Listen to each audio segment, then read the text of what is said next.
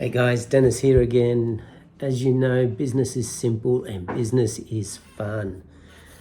I'm going to share with you today a simple sales script formula that I used to get 72,000 customers sales every year for the best part of 6 years during my days. It really doesn't take, it's not complicated. I've seen so many books written on the topic, so many video subjects all on this topic that every time I see it, I just get completely bemused by it. It really is just common sense to me. I use this system, trained my 34 staff to use it, and every year we took in 72,000 customers, as I said, over 6 years. It's a very simple process.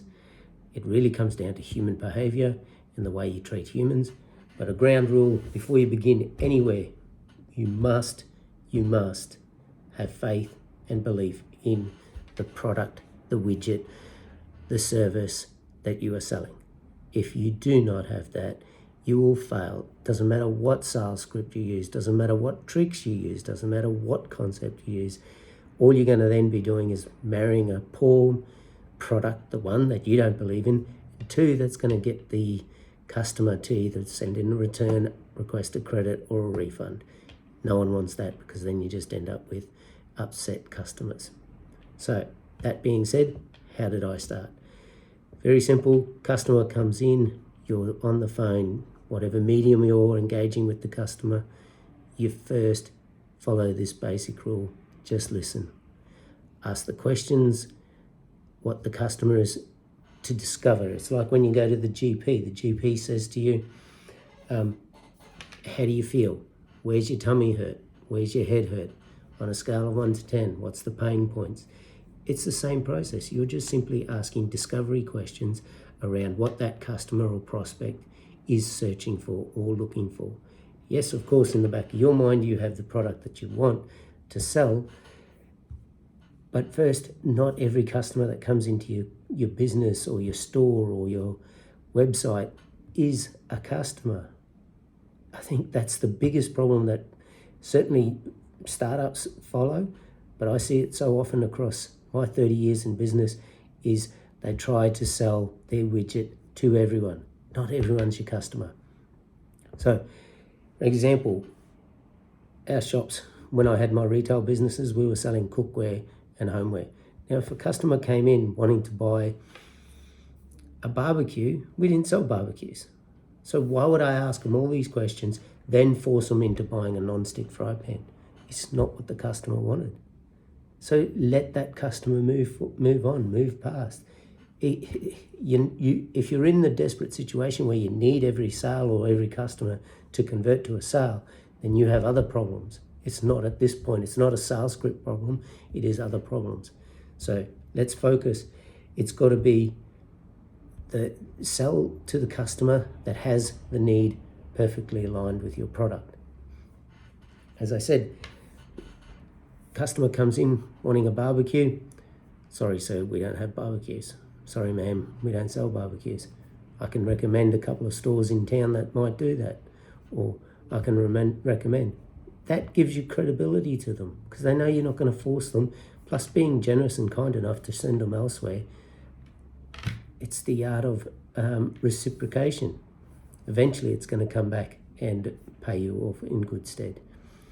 So, step one, make sure that you're asking the right questions and not selling to every customer. Step two, then listen to what the customer is asking for. So again, using that analogy around the non-stick fry pan. If a woman came in or a customer came in, wanted a non-stick fry pan, we sold multiple varieties, entry level through to very high-end expensive ones. So the next series of questions was all around about what style of cooking they are, where they, how often are they cooking? Are they cooking for a large family, small family, one person? Dictates the size of the product that we're selling to. Again, pretty simple and pretty basic. You don't need to be going through this whole, okay, if they go off topic, then you have to bring them back onto the straight line process, or some of these things that I hear. That's just common sense. Sure, if the customer wanted to tell me about how her favourite recipe is stir-fry tofu or whatever, of course, show her the courtesy, show the customer the courtesy to listen. Yeah, it might take you an extra minute or 2 minutes. If you're that hard pressed where you've got to sell 7,000 transactions in a day, you've got other problems again in your business. It's not a sales script problem. So, as I said, we were selling 72,000 customers a year. We were under time pressure constantly. However, you give the decency to every customer. It's teamwork. You've got other salespeople around you. It's not about an individual process. If you're working in a business channel where it's just extreme targets of serving ridiculous numbers a day, then again, other problems. So sticking to the point, listen to the customer, show the courtesy, share with them about their favourite recipe if that's what it is. Then, of course, say, okay, I hear you. It sounds like you're interested in just stir fries. Probably a non-stick wok is better than a fry pan for you. Can I show you a couple of variables?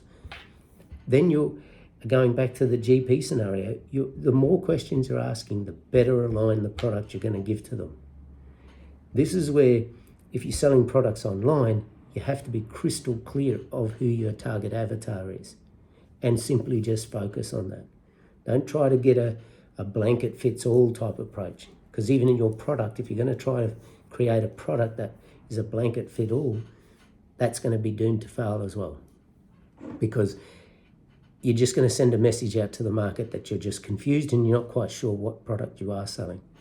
Just push forward with a niche targeted product, something that you know, something that you're comfortable with.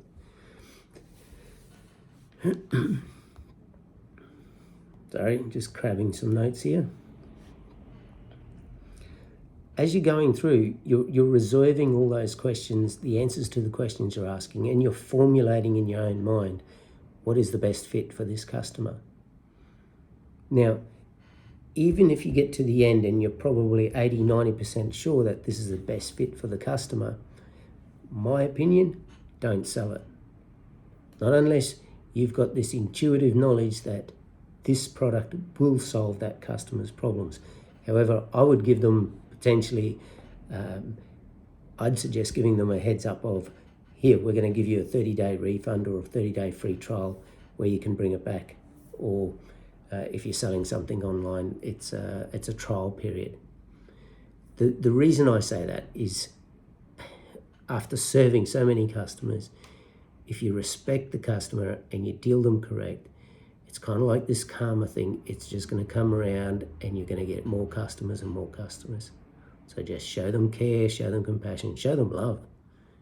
One of my philosophies in business after being in it for 30 years, if you can't create a perfect love marriage between your product and your customer, then go back and re-engineer that process and keep re-engineering until you get it right.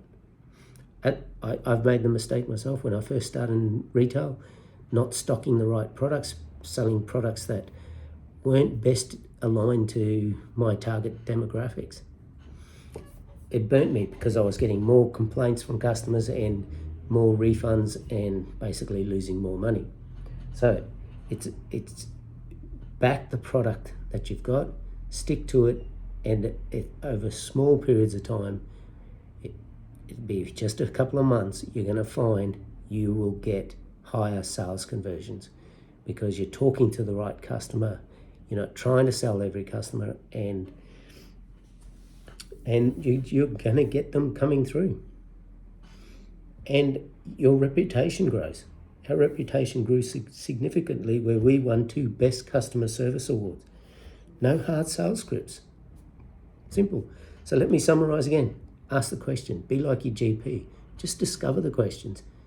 Basic ground rules. Make sure you're in love with the product, that you have confidence, 100% confidence in the product you're selling, and that product will meet the market's expectations, your target client's expectations.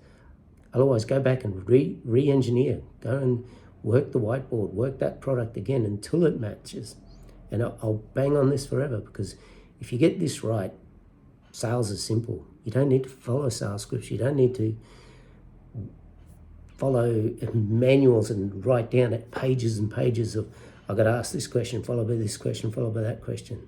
That's crap, total crap. Trust me. I've served these customers. It just really is simplistic. The more simple you can make it, and the more aligned your product is with the customer, you'll never have a problem. Hope this helps. Reach out if you need any thoughts on this. Look forward to next time. Cheers.